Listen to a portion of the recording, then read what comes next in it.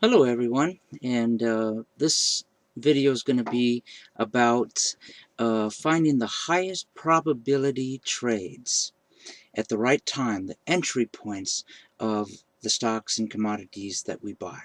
And how do we do that? Well, I'm going to show you an indicator or two of how we do it. These are the most powerful stocks on the market. These are the ones that are in the 52-week high range. They are making 52-week highs constantly, perhaps throughout the whole year. Why are the 52-week high stocks the best? Well, it takes something special for them to get to that point in the first place. They're breaking an old year high. 52 weeks is about a year. They're breaking that high, and then they're breaking it again and again. And what causes stocks to break the 52-week highs? Well, first of all, once they break the 52-week high, think about that. There's not much resistance left there. They've just broke a new high, and they don't have this overhead resistance, and they're free to move higher quicker. Second of all, there are companies that have good products and good earnings and good sales that got them to that 52-week high. And that's a good thing. That's what we want. We want good companies with good products. That's why they move the most. Also, we want the top groups. And in order for groups to be the top, they can't have stocks in them that are not moving. These stocks, the reason the groups are moving is because the stocks that are in that group is what makes up that group, and these stocks are moving. They're moving the most, and they're in the 52-week high. So our candidates are the 52-week high stocks, and all the great companies and all the great stocks have always been in the 52-week high. Apple Computer, Google, Netflix, Caterpillar, you name them, they're all there. And so not only are they the 52-week highs, but I'll be showing you soon the indicator that spots the best entry points, because we don't want these stocks once they're moving and moving and moving. We want them as they come back and make a dip. And I'll show you the best probable place to catch these. Also, we want to trade them.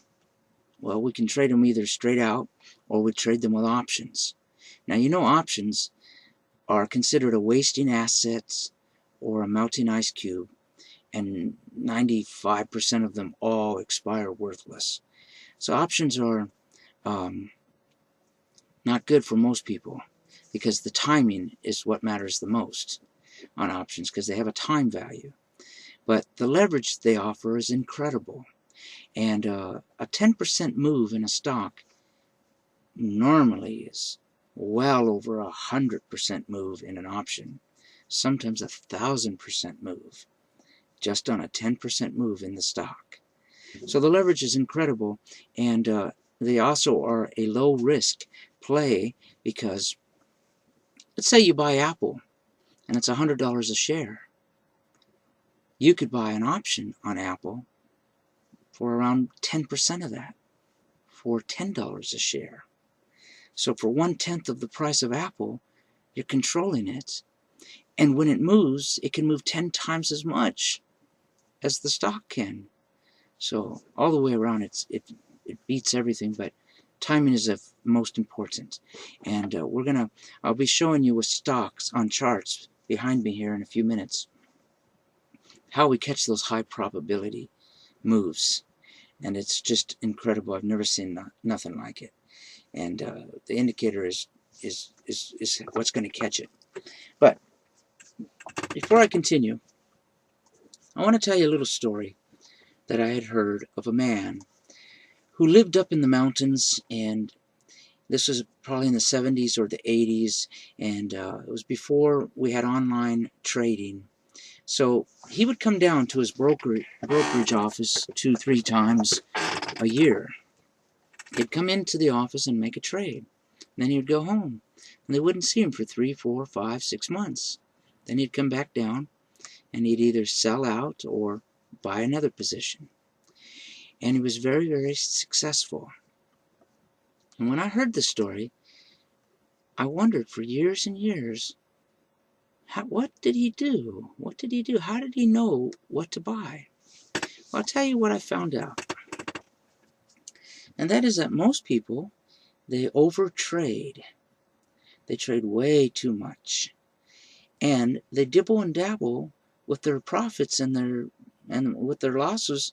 And by the time a real good trade comes, they don't have the money to load up on that trade. And if you're going to be really wealthy, you need to learn to concentrate your profits. Concentrate your money on a few good stocks, and to not be too overly diversified. So we're going to talk about diversification. And let me tell you what Warren Buffett says about diversification. He says diversification is for ignorant people. It's what they do to protect themselves. Makes sense to me. Rich Dad, Poor Dad, that gentleman, he says they always tell us not to put all of our eggs in one basket. But he says they never tell us to put a lot of eggs in a few baskets. Both men are very smart, and I think they're very right. And so what we want to do is we want to diversify, but we want to diversify properly. And let me get into that for a minute and tell you what makes sense. 4 out of 5 stocks follow the Dow Jones and the broad market indexes. I've seen this. I've seen every group, 250 groups, go down when the broad market was going down. And so if 4 out of 5 stocks follow the broad market indexes, you know, the Dow Jones, the S&P 500, or the NASDAQ, if they follow those indexes, then what happens if you had a stock in 5 different groups or 10 different groups? Is that diversifying? I don't think so. You could have 10 different stocks in 10 different groups, and 8 of them are still going to go down when the broad market dips or corrects or crashes. That's not really diversifying. So I found a much better way to diversify, and you tell me if this doesn't make sense. Okay, you trade 1, 2, 3, 4 of your positions in stocks, in the good stocks, the moving stocks, okay? As long as the broad market is moving up. You don't trade those if the broad market is making its dip and it's confirmed. I'll show you that later. Okay, so a few stocks in the stock market. 1 or 2 positions in the commodities market, but not with a futures contract. That's super high risk. No, but in an options, where it's a limited risk. Okay, so you have a couple positions in commodities. It could be coffee, corn, wheat, silver, gold, orange juice, those kind of commodities. And then you have 1 or 2 positions in ETFs, exchange traded funds. They could be world exchange traded funds. They could be Brazil, China, India, Germany, Russia. Those kind of ETFs that's not really affected by the stock market itself. So now, is that not diversification? You got 2 positions in stocks, 2 positions in commodities, 2 positions in ETFs. That's a much better rounded way to diversify.